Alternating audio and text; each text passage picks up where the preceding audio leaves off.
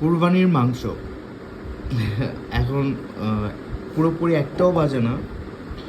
এর দুপুর একটার মধ্যেই কোরবানির মাংস রান্না করা হয়ে গেছে। কোরবানি দিলাম, 10 মিনিট আগেও মাংস আনলাম, মানে শেষ মাংসটা আর কি।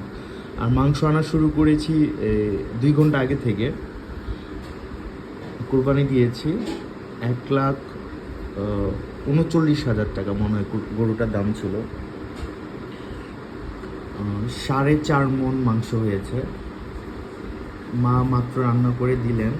তো আমি সবসময় বলি, কোরবানির মাংসের প্রথমবার যেটা খাওয়া হয় ওটা এত টেস্ট লাগে, ওটা একটা অন্যরকম বরকতি গন্ধ আছে, অন্যরকম একটা ফ্লেভার আছে।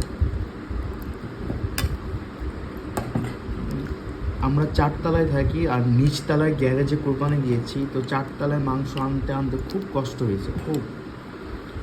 এখন সেই কষ্ট মানে সার্থক হবে খাওয়ার পর। আর কোরবানির তো দিতে হয়, আল্লাহ নিয়ম করে দিয়েছে, যারা ইনকাম করে তাদেরকে কোরবানি দিতে হয়। এই কোরবানিটা আমি, বড় ভাই আর বাবা 3জনের টাকায় হয়েছে। তো আমার অংশে যতটুকু টাকা ছিল, যেটাই ছিল পুরোটা আমার হালাল ইনকামের টাকা, পরিশ্রমের টাকা। তো হালাল ইনকামের টাকায় একটা হালাল পিস খেয়ে দেখি কেমন লাগে।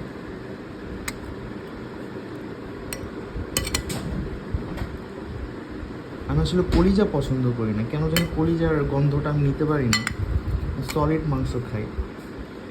আর সারা বছর গরুর মাংস আলু দিয়ে খেতে আমার পছন্দ, কিন্তু কোরবানির মাংস আমি আলু দিয়ে খেতে পারি না।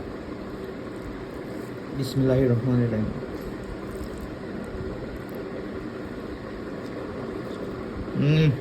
সেই টেস্ট, সেই টেস্ট। মশলাগুলো পুরো মাংসতে মিশছে। দেখুন, প্রেশার কুকারে রান্না না কিন্তু, তারপর কত মানে হয়েছে, নরম। আলহামদুলিল্লাহ, আল্লাহ আমাদের কুরবানি কবুল করুক। আর এটা একটা ভর্তা, তিল্লি, গরুর তিল্লি ভর্তা, তিল্লি ভর্তা তো খাচ্ছি। খুব ভালো কোরবানি ঈদ হলো এবার। আব্বু বসো, আম্মু বসো। সেই টেস্ট ভাই, সেই মজা, সেই মজা। মাংস মুখে মিলিয়ে যাচ্ছে, এত টেস্ট।